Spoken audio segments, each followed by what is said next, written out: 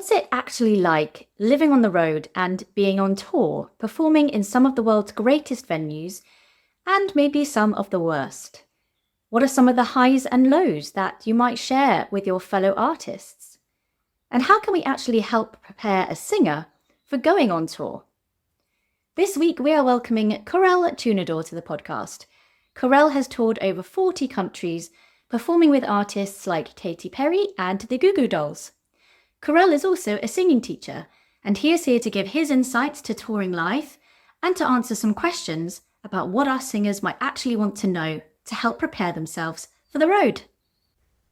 Korel, important questions first. What's it like having a Wikipedia page?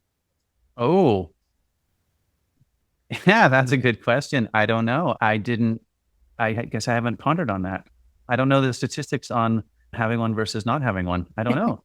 But I guess that shows you how often I looked at it, which has probably been a decade. So but it's horribly out of date. I wonder what it says about me. I think it's just, when you've made it, when Wikipedia's got a page about you.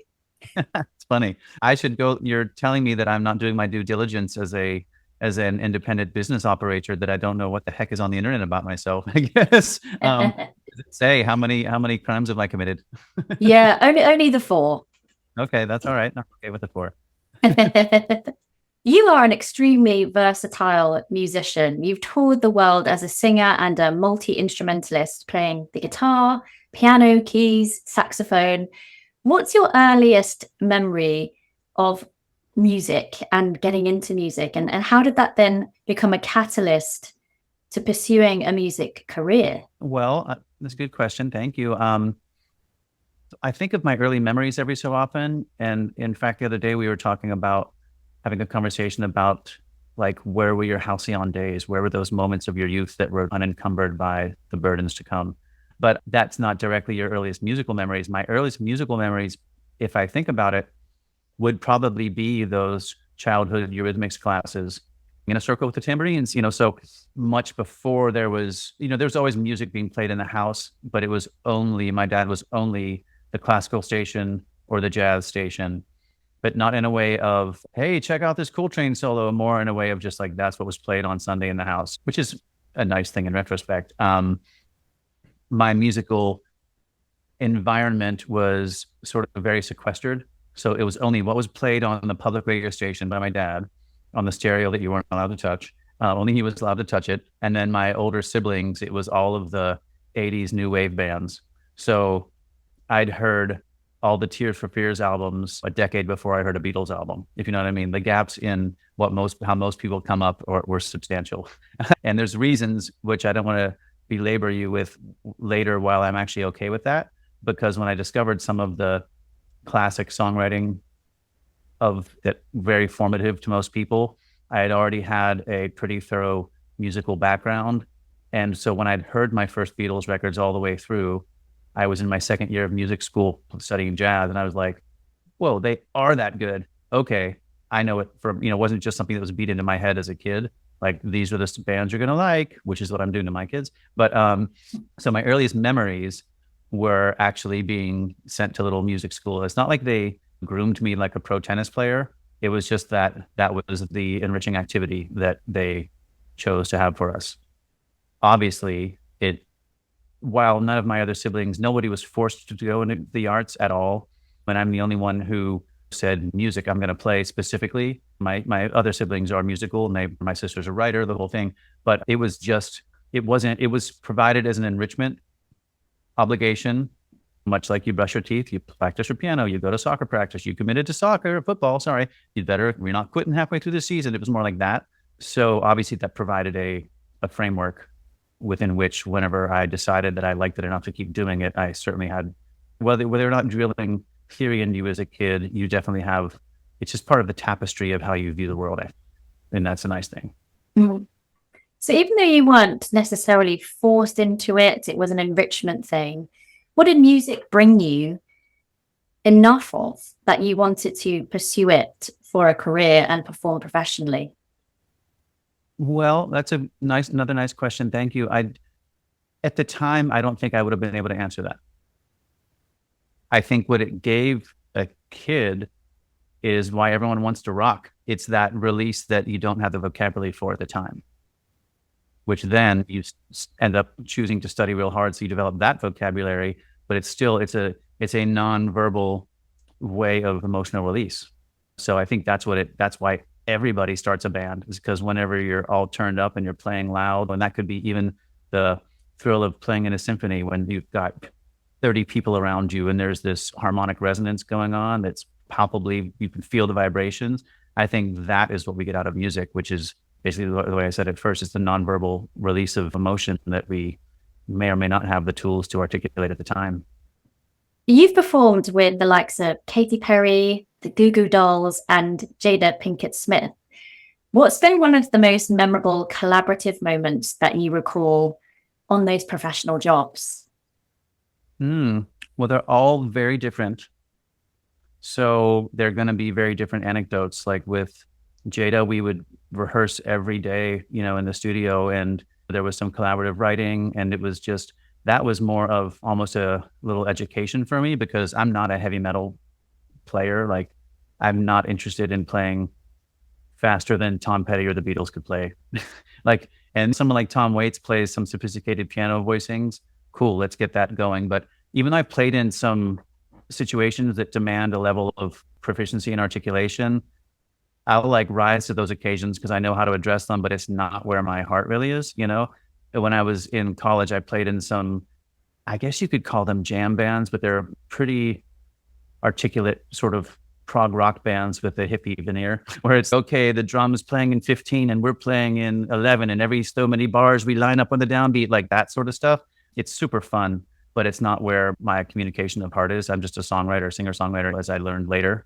Once I'd done all these things trying to find what turned me on, it was like, oh, it's the simple songs. That's what really gets me going, right? I kind of veered off course by saying that all of these situations are going to have unique memories attached with them. So with Jada's gig, it was more like I was playing with the people who were a decade older than me, who were highly proficient.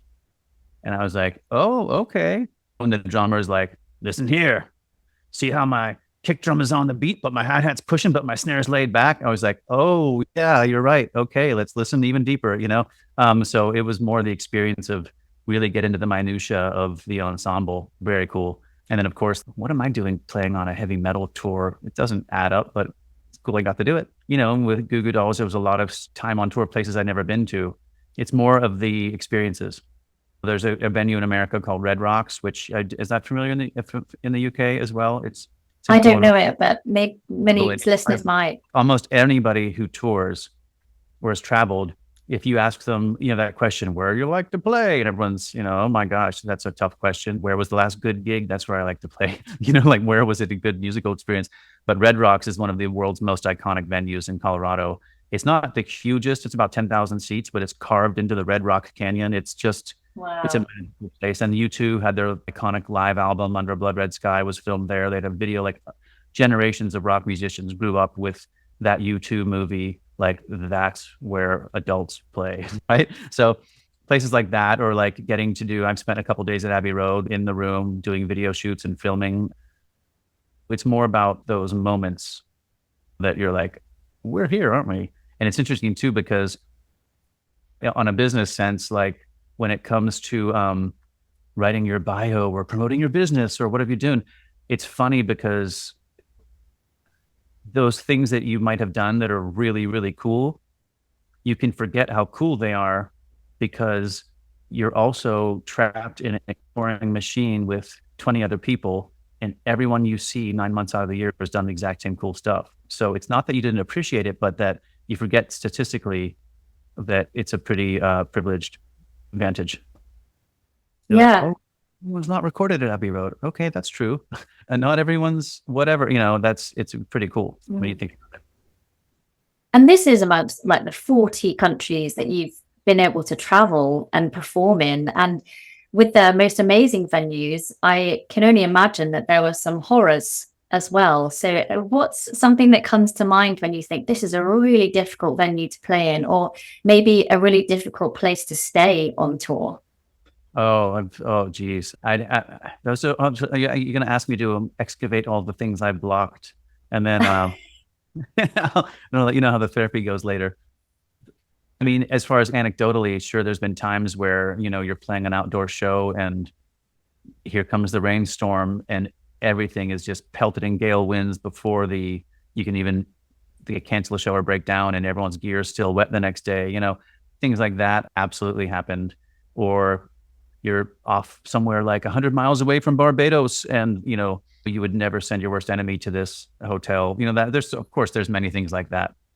You're sort of making me wonder now at what I've intentionally forgotten. If anything pops up, I'll just randomly shift the conversation and I'll tell you how bad it's been. No, honestly, the hardest thing about a situation like that, traveling for a living, is when one of the people who, on some levels, you've all shared these highs together, whenever the lows get there in a personality context and you're living with someone or people or yourself, if people go through these cycles, if you leave home and don't come home for 12 weeks, there's people, a few weeks of bliss and then someone's doing this and someone energetically, and you're trapped in a bus for months. So being able to put up your shields personality wise and keep your center of gravity, even if the people around you who, and I'm lucky in a sense that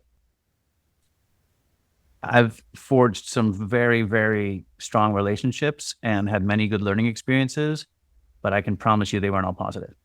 And when you're having not positive experiences about learning about yourself or other people's personalities, and you've still got 7 weeks until you can go home, that's probably the most challenging thing. And how do you put up your shield? How would you help somebody else to adopt that too when it gets tough? Well, oh, and by the way, to back up, when you were asking about the cool things, one of the coolest things I've done is when I grew up, there was the show MTV Unplugged, and then they brought it back. And when we were with Katy, we got to do an MTV Unplugged, and we arranged all of the songs acoustic. So my buddy Josh, who lives near me, plays upright bass, and I brought the toy pianos and the glockenspiels, and that's actually one of the coolest things I've done. And it was so iconic too. Like, we're doing MTV Unplugged. This is what Nirvana did. It was very cool. But so back to your question, how do you put up your shields? And the answer is, some people are naturally good at it, and I'm not. I'm not naturally good at it because I'm so innately naive that I got into music because, hey, we're all going to make cool stuff together, right? That's when you have to blend that with your work reality or professional expectations, your inner child gets sort of shut down pretty quickly. So I do have a friend who I traveled with for many years so I'm giving you someone else's success story, not mine, right? But this person was so affected by the toxic environment that we had a New Year's gig. The amount of holidays you miss if you're in a touring situation, it's crazy. Birthdays, holidays.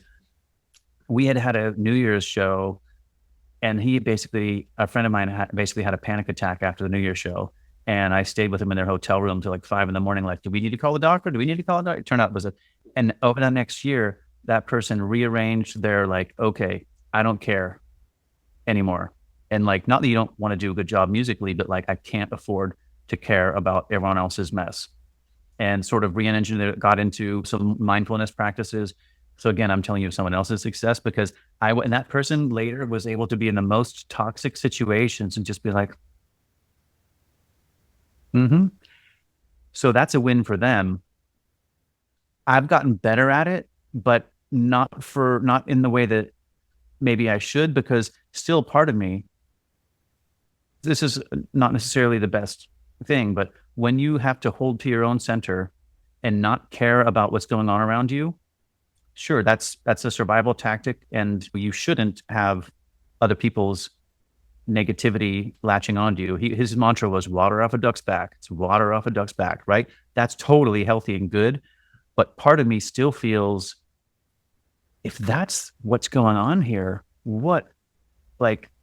I'm still much too much of a naive creative that whenever it becomes a job, that's not why I got into it.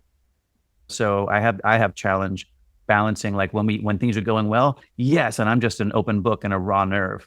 And so when the winds shift too suddenly, oh, I forgot this wasn't my utopian band of, Aquarian brotherhood and sisterhood where we're just going to go out and play our magic flutes and then the world will change. The realities of the pragmatic aspect of things are definitely a challenge to me.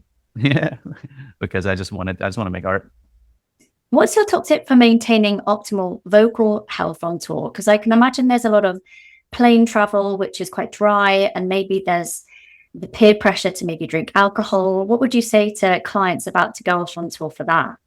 Yeah, well, if you've hopefully you know the people you're traveling with, and sometimes when you start a new job, maybe you don't. So the peer pressure aspect of stuff, I mean, I've been pretty fortunate where any of the sordid tales of behavior you might hear isn't really the circles I've traveled in. I don't know if that is like attracting like, or if that is just luck, attracting luck. I'm not sure. There's a song in there. Is it, Quickly, write it down. I know. But the flip side of that is, by the way, as you know, not every singer is sensitive in the same way. So I tend to be very sensitive to hydration and to humidity to some extent. But for me, it's mostly hydration and smoke. And I can't, those ones like really affect me in a negative way. But things like, oh, no, I can't have a splash of creamer in the coffee that I shouldn't be drinking. Those things, they're not even all scientifically borne out, but they don't seem to affect me. Whereas I'll just take other people's face value. They're like, I had some cheese earlier. Oh, no. To each his own. I can't speak to that, The hardest one, and hopefully I'm answering your question because my answer is I think it's to each his own and I don't always know the answer, but I'm absolutely drinking water to absurd amounts. And I know there's even studies on that, like we don't actually need as much water as we think we need. There's been those hydration reports in the last year or so, I think. So maybe I'm overhydrating because whatever you drink, your body becomes accustomed to and then feels like it needs, right? Airplanes, hydration, all those things. But to me, mostly, as we all know, you need a certain amount of sleep to be optimal. And that is the challenging one because that's not always in your control. And okay, we finished a show, maybe you're off the stage at 10:30 and we're going to leave in an hour and it's only a 4-hour drive. The longer bus rides are the better. Touring in the UK can be really tough because nothing's that far away. But in the States, it's like, okay, we got 10 hours to the next city. It's like, yes, we're going to sleep before we go to the hotel, as opposed to it's the disjointed sleep. That's a tough one. Or maybe having trouble falling asleep. So everyone has their methods. For me, it's just an actual physical book is the best way for me to sleep. It just physically tires my eyes out. Everyone's different. I don't even feel like I'm answering your question properly because I feel like it's kind of, you have to find what works for you. It's tailored, yeah. Where your pressure points are as far as the things that affect you, Yeah. And everyone's role is different too. If it's the pop star, they're also doing so much talking during the day. And the backup vocalist who might be more skilled of a singer who also has a lighter load. So it really very much depends on your role and the situations in which you find yourself. We all know the answers. I could run down the laundry list of, well, there's the caffeine, there's the hydration, there's the dairy, there's the warm up, there's the, but the reality that I've seen is there's so many more moving parts that it's way more unpredictable. And every scenario and person is so different. That's kind of how I see it. Yeah. Like I travel with my Neil Med nasal rinse. Of course, I keep those in the suitcase, all the saline packets. So there's things you can do. Okay, do I have my Mucinex guaifenesin in my toiletries kit? Yes, I do. Like the things that are reasonable and obvious, absolutely do. Like I wouldn't go on a long tour without the nasal rinse and the thing. And whether I'm doing it daily, I don't know. But whenever I start to feel, oh, something's coming on, you're prepared. Even something as like we all know in this day and age, in certain circles of thinking, nobody wants to be on antibiotics. That's not a good thing, right? We all know that, all the reasons for it, gut health, everything. But if I'm on a long tour, I'll absolutely take do you guys call it Z-Pack? It's like a 5-day antibiotic. It's just like one of the most, it's not amoxicillin, it's not a penicillin-based one, but I don't think it is. But it's basically, I'll roll with an antibiotic in my suitcase, and it might be 5 or 6 years before I would ever touch it. But then you find yourself in the middle of nowhere, like Thunder Bay, Canada in February, and someone gets sick and you're prepared. That sort of thing. We spoke with the sleep doctor, Dr. Jill McGarry, recently, and she was saying how I think some footballers have been taking their own mattresses and bedding when they go on tour to help them with a good night's sleep. And she said that could be something for musicians. You know, they might not be able to have their entire mattress, but taking a pillow or Oh, some bed linen with the smell of home, so you have that comfort, and you sort of trick your brain into thinking, yeah, we can sleep with this environment, especially in those crappy hotels. And you think, there's no way we're sleeping here. But if you've got something that's a home comfort, then it can be assisting. And we also spoke about the things that affect different people. We both, Dr. Jill McGarry and I both said how caffeine doesn't really do anything for us. Like I could have a cup of tea like an hour before bed and I'm still out like a light. But for her husband, it's no caffeine after 11 a.m. So it's really kind of shifting through and kind of ticking the stuff that works for you and the stuff that doesn't, and building your own little protocol. yeah. Oh, I'm glad my evasive non-answer was consistent. Yes. You're fine. Part of this touring life might also be you've had a gig the night before, you get to the next place, and you've got a performance on breakfast TV. How do you prepare for those early morning shows after a gig the night before, vocally, mentally, energetically? Fortunately, almost any morning TV show where the lobby, you call lobby call when you be downstairs to be ready to go. It's sometimes 3:30 in the morning, 4 in the morning. Two things that are, well, one thing is that going on a heavy touring schedule, and there's many people have done many more things than I have. But if I look at the consistency of how long I've been away from home, I'd have to say I'm on the more seasoned end of the spectrum, probably, especially the organizations that I would play with. It wasn't. Do you have it in the UK? Do you know what the term is? The Nashville schedule. I've not heard of that. No. Obviously in Nashville, where all the country tours are, they call it the Nashville touring schedule, where nobody, in general, of course, everything's different, but in general, an act will go out like Tuesday through Saturday. Then you come home Sunday morning, everyone's back in the same hotel. You take your Uber home and you're home Sunday and Monday, maybe Tuesday. Then you go out Wednesday through Friday. So they do these weekend jaunts, which I remember in my misguided youth, like, what? That's got to be crazy. Why would you let's just go. But actually, you have half of your life in town where you're still maintaining contacts and you still can see your family and friends. And that's and now like everyone I know who's older is like, oh my God, I wish we just had the Nashville type of schedule, right? Due to the heavy nature of the touring that I've done, as I was saying, probably heavier schedule than most people. There's people who've done harder than me. There's people who've never done it. One thing that you get good at is, as much as I don't want to, when the alarm clock goes off, I'm just like in the military, like, okay, I'm ready to go. And not that I'm happy you're awake, but your body like does not accept, like, as we know, like being late is not an option. It's a given that you can play, hopefully, to a certain level, or you wouldn't have gotten the job. Whatever the demands of the job you're on, hopefully you can fulfill them, assume. But being nice and being on time are probably the two most important job requisites.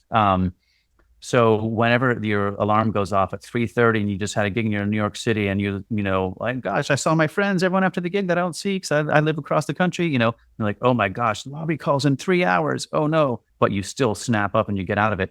Now everyone is half there in the morning, but the actual gig, and for a morning show specifically, the gig isn't usually for a few hours because you have to get to the venue. You have to obviously go in and, okay, let's sound check. Then they're line checking, you sound check. Then there's another, then, okay, come back in a half hour for camera blocking. So it's quite a few hours, maybe 2 or 3 hours before you actually play. And in those morning shows, you're probably playing one song, or maybe you're doing one song and then the outro of the show. So it's not like you're doing a full gig in those mornings. And that is very unfortunate, but there's no way around it. Sometimes you just got to sort of buck up, For the lead singer, if they have finished a gig and it's midnight and then their lobby call is at 3, would you be advising go to sleep, or would you be advising just see it through? Yeah, I would be advising go to sleep. I don't think any good can come with like, what am I going to do to stay awake at this time of night? I don't think that's a wise move. Obviously, when you sleep and you wake up, your mucus is congealed and you're not, but hopefully if you're in a professional capacity, you have a warm-up routine. I would always personally, someone can disagree, but I would take the sleep when you can get it for sure. Sure, if you wake up at 3 or 4 and go and do a show, but then what happens then? You're done by 11 a.m. and you probably got a travel or day or a show that night. So I don't think the 24-hour awake sleep cycle would be very helpful. Yes, yeah, true. I'm just pressing the pause button on the podcast for a very brief moment to invite you to book your free BAST call. If you've been thinking about joining the BAST community through one of our courses, but you just don't know which option is the best for you, then why not book your free Zoom chat with our very own Kimberly George, who has all the answers. Head over to basttraining.com/book-a-call/ and click that big blue button. That's basttraining.com/book-a-call/. Now, where were we? How can singing teachers best prepare clients for touring life? It's a good question. And obviously all the resources we have nowadays, because anybody doesn't know what's coming until they've done it.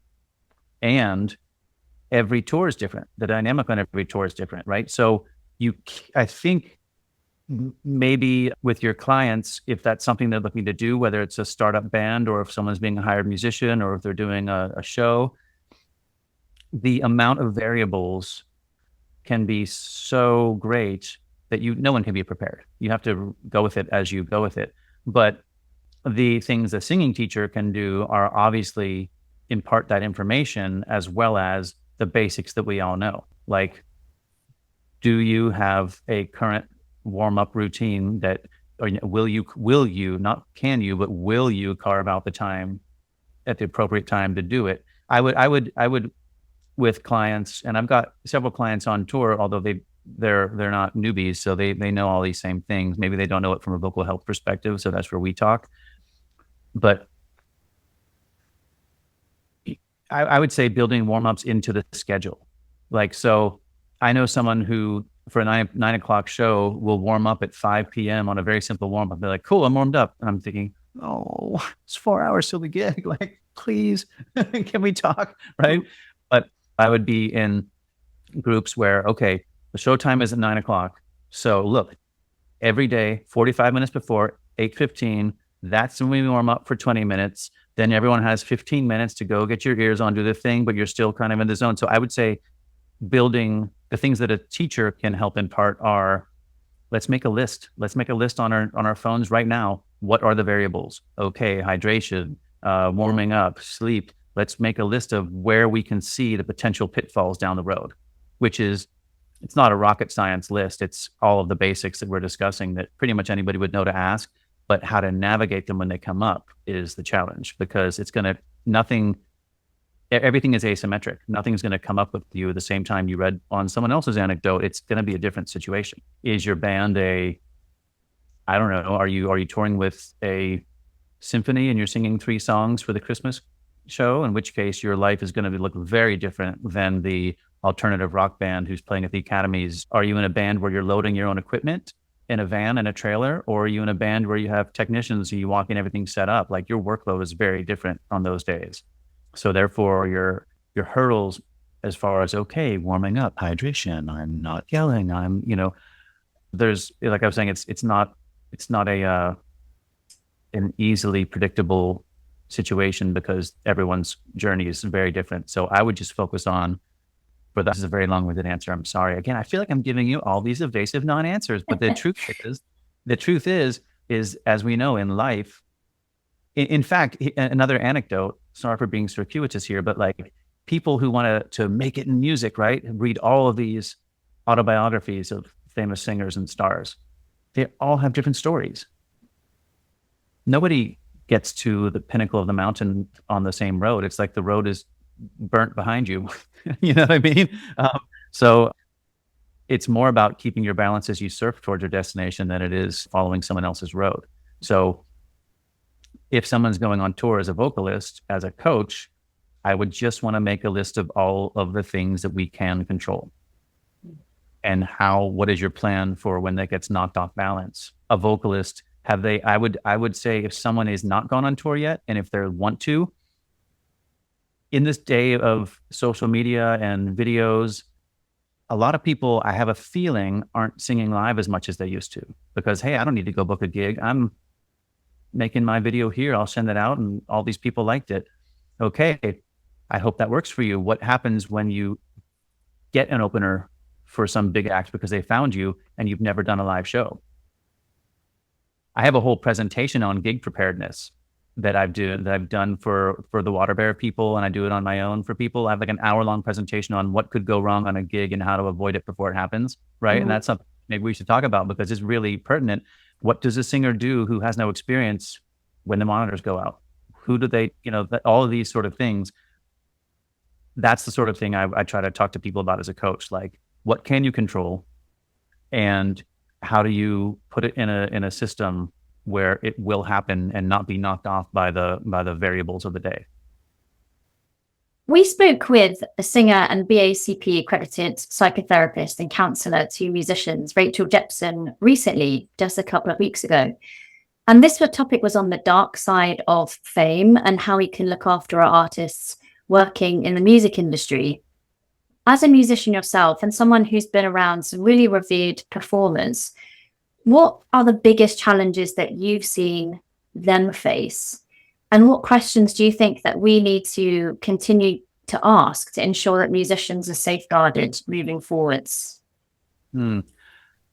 So this will be a generalization because, again, everyone is so different, right?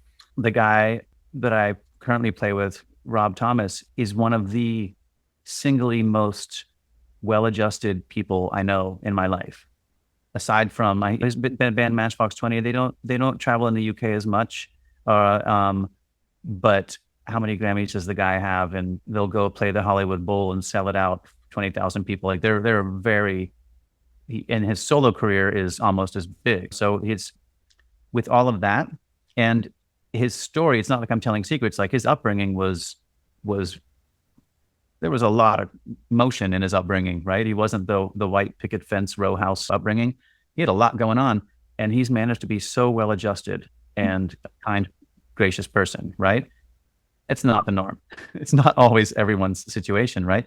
Again, I'm going to the answer that it's going to be unique in every situation. There are definitely people, and it's not even just some of the well-known actors I might know, or I know some well-known comedians or actors or high-level singers, and not just the ones that we're talking about. So I don't want to make it seem like I'm spilling any one person's secrets, right? One of the most challenging things, I think, for a high-level entertainer is that who do you trust? Because I know situations where every single person that the artist, whether it's the actor or the singer, or just to say the artist, that's a whole other word. I have a bone to pick with using that word because of the musicians, everyone involved, we're all artists, but it seems like the artist gets to be the one who signs the checks and they get to use the word artist and everyone else is just a... No, I totally agree with you. I totally agree with you. My indie rock upbringing bristles when I hear the artist, you know what I mean? Because like, really? What were we all doing in our 20s, But anyway, I know situations where every single person they come in contact is being paid by them in some capacity. So almost nobody has a clean agenda. Even if you don't care if you lose your job, so your agenda really is clean, you can be honest. There's people being honest, but everybody has on some level a motive to be there, right? So the advice, and I also have seen this with more than 1, 2, or 3, or 4 high-level, well-known people, is that there's almost these two facets where they're incredibly intelligent. I've not met anyone at the top of their game who's not very intelligent and perceptive, right? You know what I mean? So someone it doesn't happen by accident. There's this whole grit, perseverance thing that is real, as well as like canny decisions at some point, right? But they can be so clear on what they want and inspired and driven, but at the same time, incredibly susceptible to what the last person told them, right? And you'll see some conversation happen, and then you'll see the artist using this certain vocabulary for the next 10 days that you're like, I know where you heard that. And then all of a sudden someone else says something, and then the winds shift. Everyone has a blind spot. And I'm not even saying with Machiavellian intent, people are taking advantage, but I'm saying that whether they know it or not, all the people around are some way advocating for what they feel like they need from a situation, right? So I think for a high level artist, it might be challenging to know who to trust. So like if you find yourself being a massively successful artist, right? Congratulations. And make sure you're in some social circumstances where it's not attached to your fame or your work. Because a lot of people don't, because your lives get so busy and chaotic. And then all of a sudden, oh, so-and-so in my family's on my payroll because they're doing my foundation work, or they're on the road as my whatever. I've known lots of family members on the road with people, and sometimes it works great. And sometimes it works, but there's always this question, are they being honest with you? Or is it like we need to get through the gig? It's murky. I think that would be the most challenging part, Join a knitting club. I know a good online, I know a good online knitting club where you don't even have to pay to go to. So if you're out there, if you find yourself being a massively successful worldwide icon, not knowing who to trust, hit me up and I'll introduce you to my for free knitting club friend. I'm just pressing the pause button on the podcast for a very brief moment to invite you to book your free BAST call. If you've been thinking about joining the BAST community through one of our courses, but you just don't know which option is the best for you, then why not book your free Zoom chat with our very own Kimberly George, who has all the answers. Head over to basttraining.com/book-a-call/ and click that big blue button. That's basttraining.com/book-a-call/. Now, where were we? So what led you to becoming a singing teacher then? That is a good question. I had taught some guitar in my misspent youth. No, but I found that, and I ended up teaching guitar for a couple of years on a fluke because I didn't study guitar ever. I studied saxophone and piano, but obviously I had a head around the musicality. So when I found myself realizing that, wow, I'm playing jazz saxophone, but I actually am called to play singer-songwriter music, pop rock, whatever, rock and roll music. I should be playing guitar and singing. So I started playing guitar and singing. And I was lucky that my first bands were buddies who were a little older than me, but supportive, not like, no, stay in your lane. I'm the singer in this band. It was like, yeah, let's get to do it. Right. So was very fortunate with some of my early no-name indie bandmates that, yeah, we can all be singing. And I took to it. Right. So I found myself over a couple of years becoming much more of a singer. And I was always tended to be the guy, and this turned into later on hired touring jobs. I was kind of fell into being the guy who just like, okay, guys, by the way, did you notice that we're not ending the phrase in the same place? Where do you guys want to end it? Where should we end it together? Or you're saying love, he's saying lav, like what's the sound of I was always that guy, right? And I guess not to toot a horn, but like I happen to be, compared to some people, like really quick with harmonies. And if we want to do some counterpoint, I can just sort of see it and we can work it out really quickly. So I just kind of always fell into the role of not vocal producer or arranger, but just the guy like, what should we do? I have an idea. You know what I mean? That sort of thing.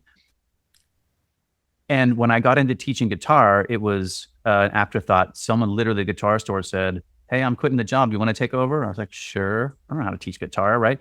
But what I found was in almost 2 years of teaching guitar, it was energy sucking because people think they want to learn to play guitar, but don't. And you end up babysitting for 30 hours a week, except for those 3 students who are actually there to learn something, right? So I was so burnt after maybe, I don't remember how long it was, maybe 18 months, 2 years. I was just like, no way. Teaching is not a good gig. It just makes me feel exhausted. I would just want to focus on playing, right? It was just one of those things in my early 20s. The band wasn't making money yet. I got to have a job. I ended up touring for a long time. And basically I was trying to find a way off the road. if you find yourself going on tour a lot, not everyone mentions, this would be a sage piece of advice for anyone early in their career who wants to go on the road. What's your exit strategy? I think I mentioned earlier the gigs that I was doing. It wasn't. I think I was going to reference the Nashville schedule where you're home Sunday, Monday, and Tuesday. On Wednesday, you meet, the bus goes out. You have a Thursday, Friday, Saturday gig. You come home.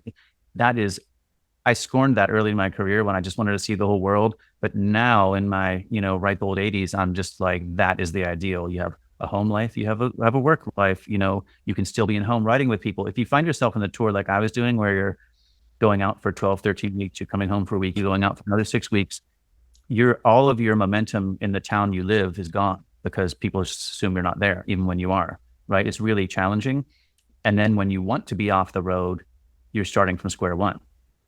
So myself, especially as we had our first daughter, I was like still gone. And there was this is my job. How do we, right? And it turns out that John, the singer from the Goo Goo Dolls, was taking voice lessons from we all know Dave Stroud, our friend in LA. And he was just like, this guy, he has this like teacher, he'll like teach you how to be a singing teacher. We should do that sometime. He thought it was like a class that was taught, and which is not exactly the case, because we would always say like, we should go to school to learn how to build a guitar. Wouldn't that be cool? We take a 6-week course. We can learn those skills. That'd be cool. Yeah, we should do that. Just one of those conversations. So he was taking lessons just as a professional singer, getting his habilitation, so he doesn't need rehabilitation, right? He was like, he has this program where he teaches people how to teach. We should do that. And I was just like, what did you say?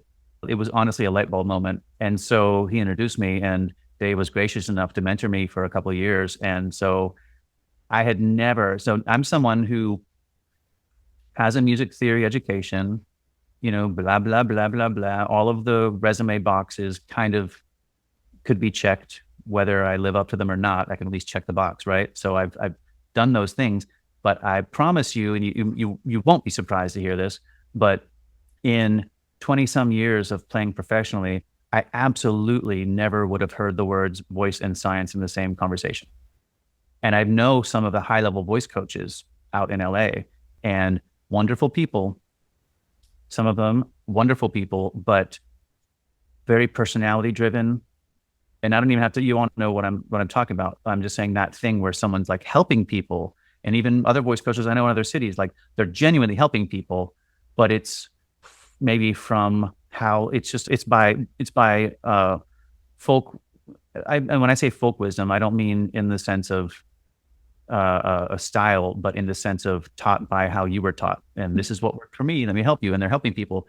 But obviously, as we know, all of the empirical things that have happened in the voice world in the last 20 years, it's a seismic shift that has never happened. In being that voice and percussion are the first instruments that, Neanderthals ever invented. There's never been a shift in our understanding like there has been in the last 20 years, obviously, right? So when I was introduced and I was like, it was a light bulb moment. Like, this is something that can be done at a high level and has an empirical basis. It's not just, how do you feel? That's a big part of it, sure. But there was an empirical basis to this.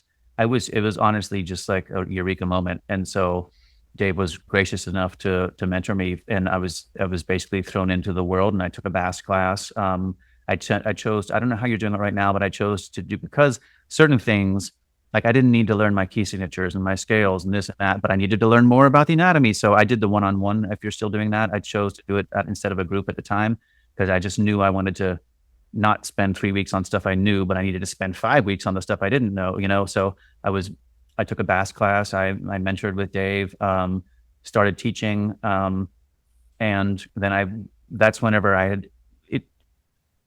I'm not looking to go on the road anymore. I want to just be teaching and doing my personal music. But the guy, Rob, that I play with now, after about a year of trying to build the business, he was like, hey, by the way, I'm looking for someone. Would you do it? We need another multi guy. I was like, you're too good of a person. It's too good of a job. Of course I will. So it's lighter. It's more of a lighter duty tour, so you can still maintain your world, right? And because, as I was saying earlier, Rob, who I play with, he's done very well for himself, and he's got any of his boxes have been checked on his professional career, right? But it's a sparse enough gig. Like we had 2 gigs last weekend. We'll have one in January. And then next year we'll do a proper summer tour. We'll go to Australia. We'll do all this stuff. But then he'll go to his other band and we'll do family. No one depends on it. You see what I'm saying? It's a great job, but no one has the golden handcuffs where people show up to that job because they want to be there. Because it's good music with good people. It's such a wonderful situation. So I got into voice coaching because I didn't want to travel anymore, but I didn't know how to make the transition. And when I got introduced to an empirical way of doing this, as far as a basis of understanding, I had never conceptualized that before. And the more I got into the world and all the people I've met through Vocology and Practice and through BAST and through this community, I was like, holy cow, I didn't know this existed. It was just really, really a great thing. And what I found, the clincher is that the reason I mentioned the guitar lessons earlier, and I know I'm very long-winded, I apologize. The reasons I mentioned the guitar lessons earlier is because it felt energy sucking like babysitting. But as I quickly learned, nobody goes to voice lessons by accident. So you never have someone who doesn't want to be there because no one gives you $100 guitar and you go to voice lessons, but don't want to be there. That doesn't happen with singing. Someone has to be like, this is something I want to learn. I've got all of the internet and all the people. I'd like to study with you. They clearly want to be there. So the energy is overwhelmingly clean and positive. People might be listening to your story and expect that your clientele are high-level professional touring musicians, and some of them are. But we spoke recently with Molly McLinden on the topic of specializing in niching. And you haven't niched necessarily. You invite all skill levels. So why is that? Why have you chosen to welcome everyone? What a compliment hidden in your question. I haven't been teaching voice for 30 years. It's been 17, 6 or 7. Can I just choose to niche like that? I guess if it was like, I'm going to teach kids theater, that's my niche. Or I'm going to teach throat singing, that's my niche. That would be choosing a niche. But to say, I'm only going to teach successful rock and roll musicians, right? That's not like a niche you can necessarily just choose unless you have massive financial backing to turn everyone else away. So I don't know that I have, my niche is, if I had to pick a niche right now, and I do have some successful people touring the world. One of my clients is on tour with Niall Horan's band, and there's professionals out there that I work with and I love.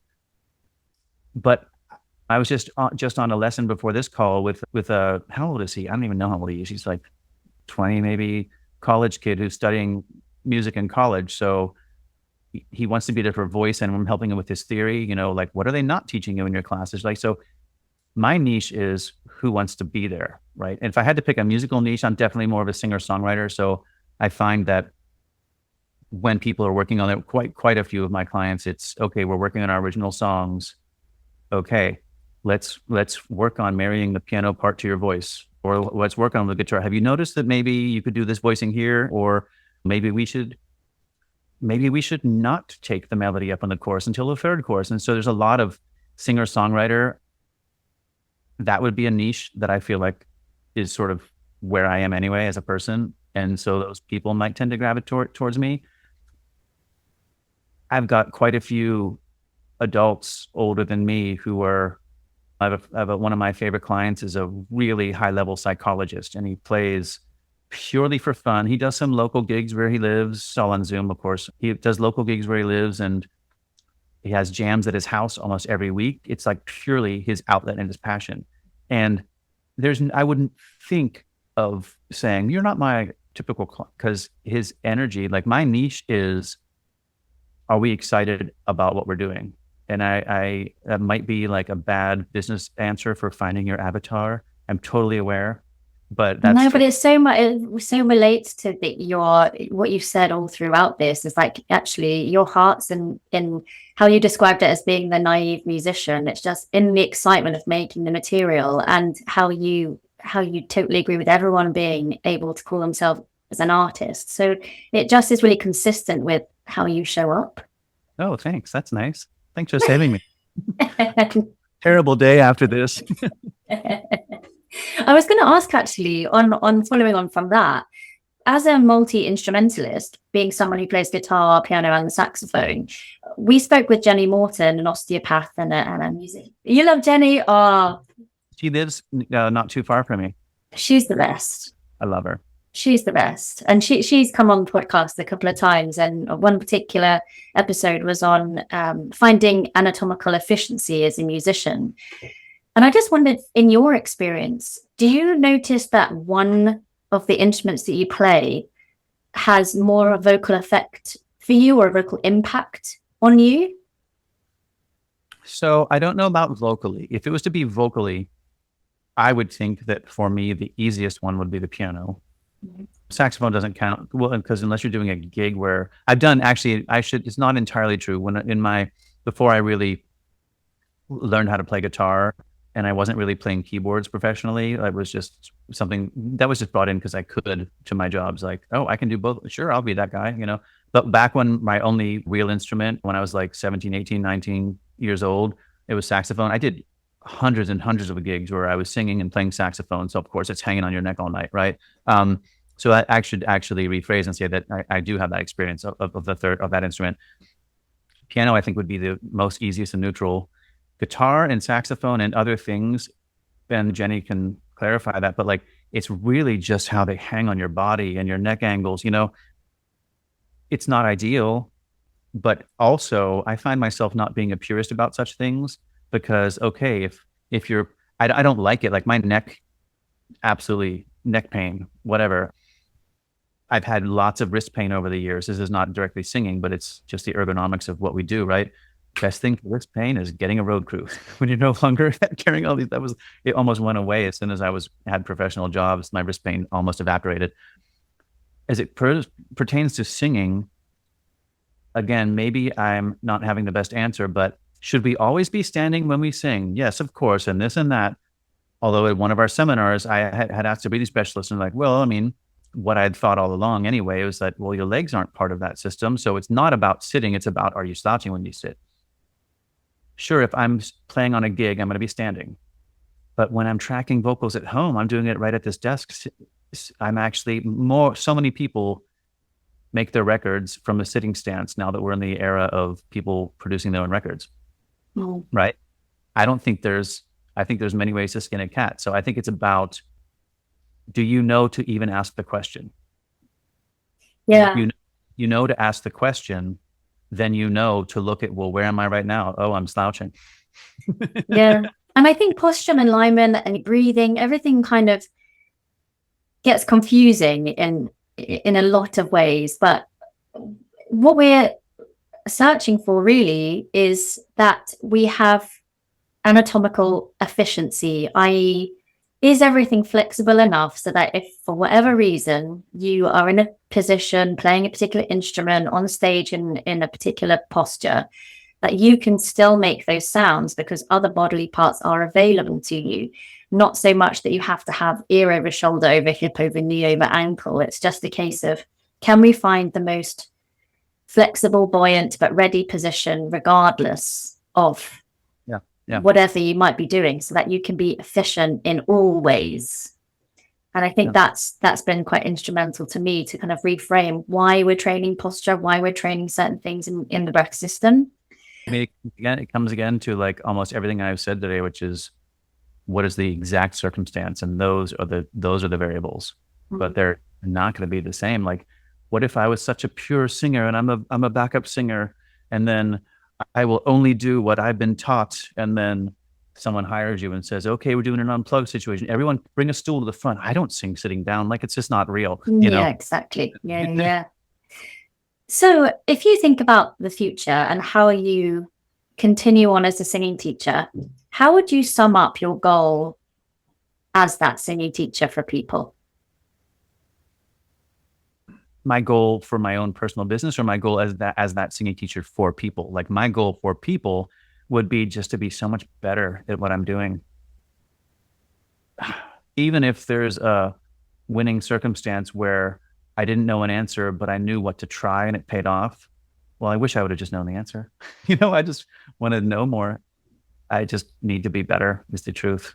That's the honest answer. And obviously that's, again, a freaking evasive non-answers. That's so doesn't give a specific. But the reason I do the VIP classes, or, you know, all of our friends who are teaching, or the reason I took FAST in the first place is because my one saving grace or strength has always seemed to be, I seem to have a crushingly keen awareness of what I don't know. Yeah. And you know what is tough in this world is one of the reasons nowadays that I feel like imposter syndrome is warranted is because not only do I not know, and I'm keenly aware, but also I'm friends with some of the world's leading voice coaches. Between all of our friends, that anyone I don't know everyone on your podcast, but I know who they are, and I can listen to the pod, and they're within reach. I know I could email them, or some of our friends, whether it's Lynn or Dave or anybody. I know some of the world's leading voice coaches. So I'm going to measure myself against them, and now I'm back down to where to the Padawan status, you know. So that is tough. Is like, I think if I were to practice what I preach, well, I think, and this is the other thing, is in the lesson, I think I try to meet people where they are, and I'm actually comfortable and fun. But as soon as the lesson's over, and I think, oh gosh, who knows? That's in the space where I'm just like, oh gosh, like, I should just be giving this stuff away because I'm grasping at straws. You know what I mean? I totally hear you. I'm there with you.